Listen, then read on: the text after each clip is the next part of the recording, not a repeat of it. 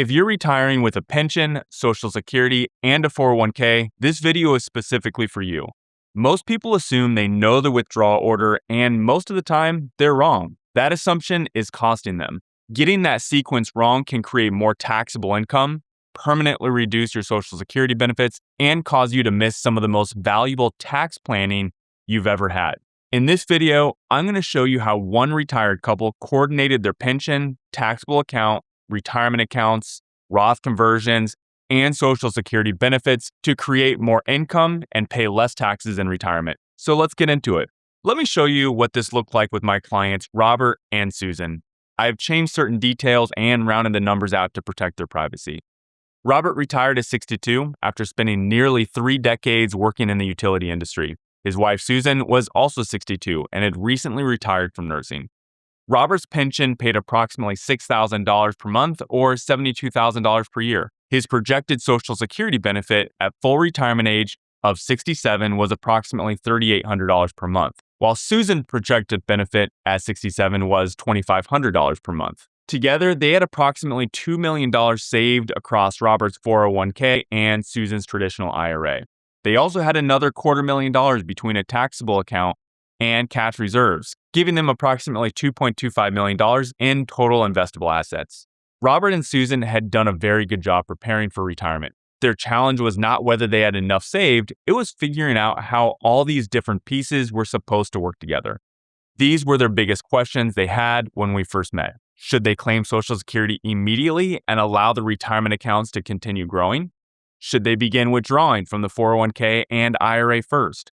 Or should they live off of the pension and use the taxable accounts when they needed additional money? Their initial instinct was to claim Social Security at 62 and leave the retirement accounts untouched for as long as possible. And I think that sounds reasonable to a lot of retirees. You start receiving benefits that you've earned, you protect the investment accounts, and you allow those accounts to continue to grow.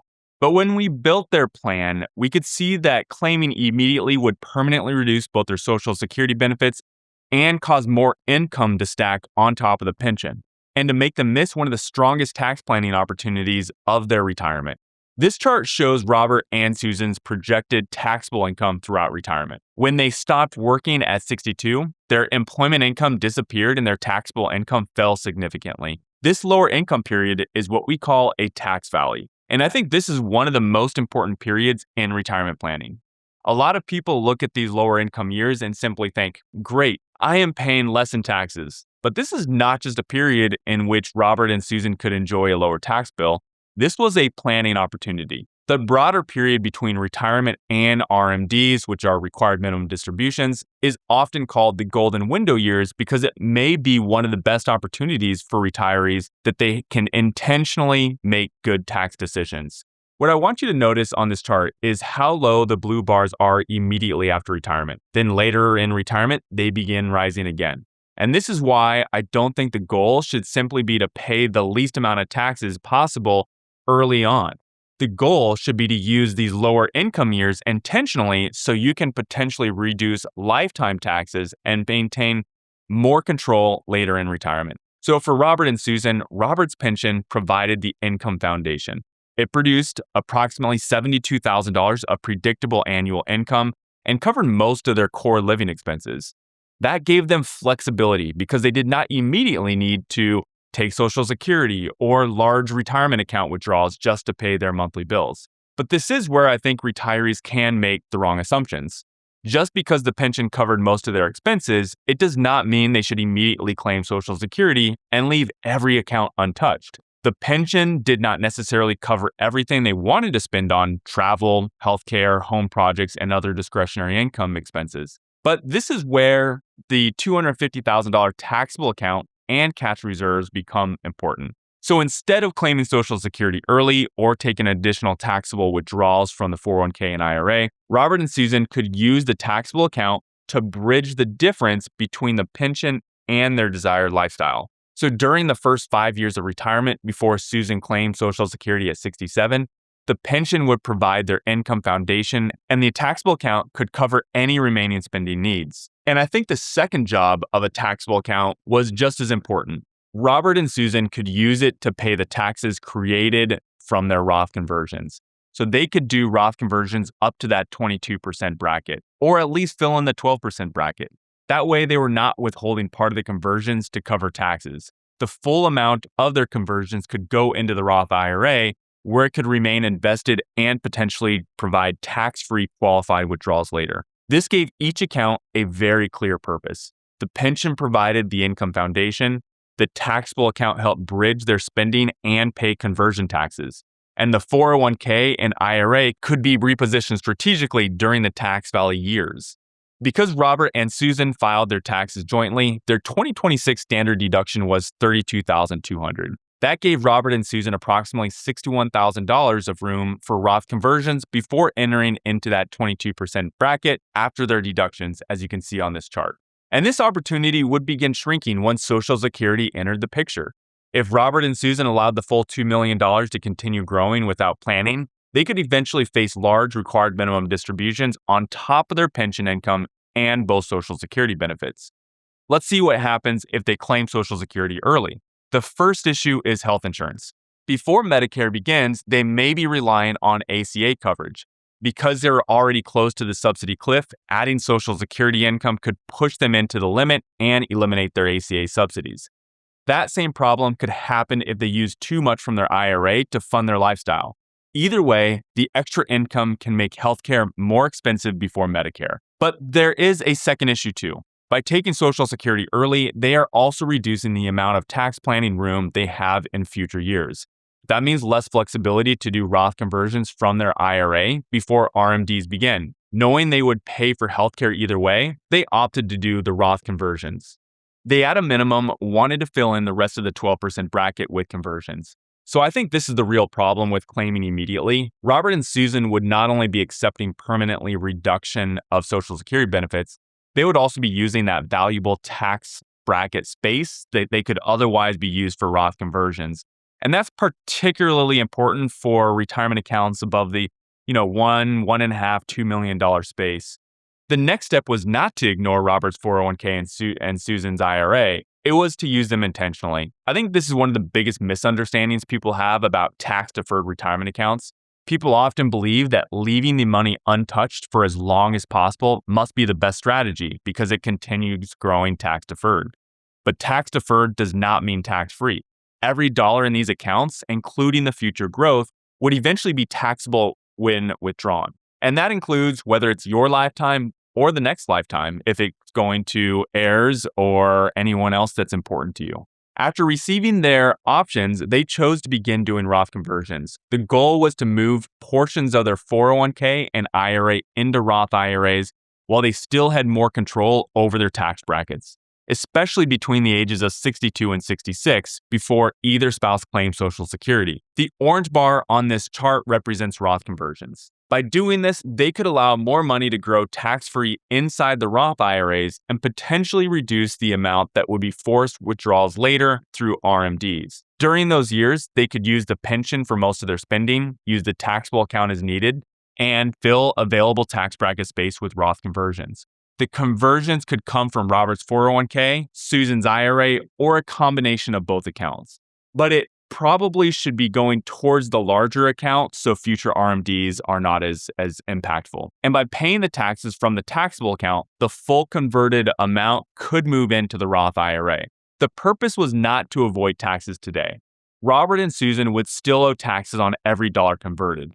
The real purpose was saving lifetime taxes. So by completing more conversions during their earlier retirement years, Robert and Susan could reduce their future pre-tax balances, potentially lowering their RMDs and build more tax diversification. And I think that tax diversification is what gives retirees flexibility.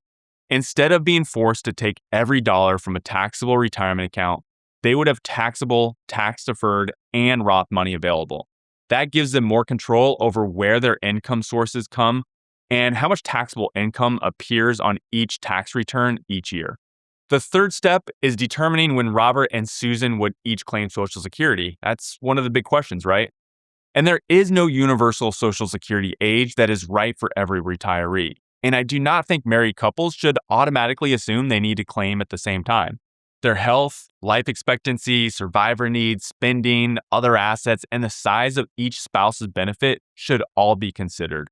And I think a lot of decisions are simply about finding the Social Security break-even age. Delaying Robert's benefit gave them additional years to complete Roth conversions, created larger lifetime income sources, and potentially provided stronger survivor protection for Susan.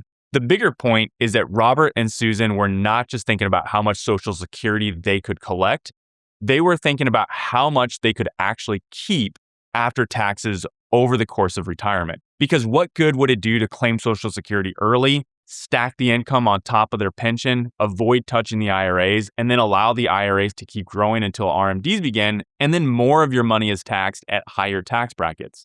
That may feel good in the short term because they are preserving their retirement accounts and taking Social Security, but later, those larger IRA balances could create larger required minimum distributions, push more of their income into higher tax brackets, and increase the taxation of Social Security, and potentially raise Medicare premiums. This is the mistake many retirees make when they have portfolios of this size. They look at the Social Security break-even age before taxes, but they do not always look at the after-tax break-even when considering all of your assets. And that could be a little bit more complicated. But in Robert and Susan's case, because they had a sizable portfolio, delaying Social Security was not just about getting a larger check. It was about creating room to do tax planning before Social Security and RMDs started, stacking on top of each other. This is why I think Social Security decisions need to be coordinated instead of treated as two separate decisions. Now, there are other reasons to take it early, and those should not be dismissed. But I think many people often overlook this after-tax strategy. Another benefit of having Roth IRA money is flexibility. If Robert and Susan have a year in which they need extra income, but they are already close to higher tax brackets or a MAGI level that could increase their Medicare premiums, they may be able to take money from their Roth IRA instead. That gives them access to additional cash without necessarily increasing their taxable income that year. The biggest factor that could change the strategy is whether the pension and taxable accounts can support your lifestyle while you delay Social Security. Robert's pension covered most of their core expenses, and $250,000 in taxable account gave them enough flexibility to bridge spending and pay conversion taxes. But what if your pension covers only half of your expenses? Or what if you don't have enough taxable savings to support several years of spending and tax payments? In that situation, the remaining income has to come from somewhere. You may need controlled 401k withdrawals, an earlier Social Security claim, or a combination of both. So there is no universal claiming age or account balance that automatically gives you the right answer. This is where financial planning becomes important.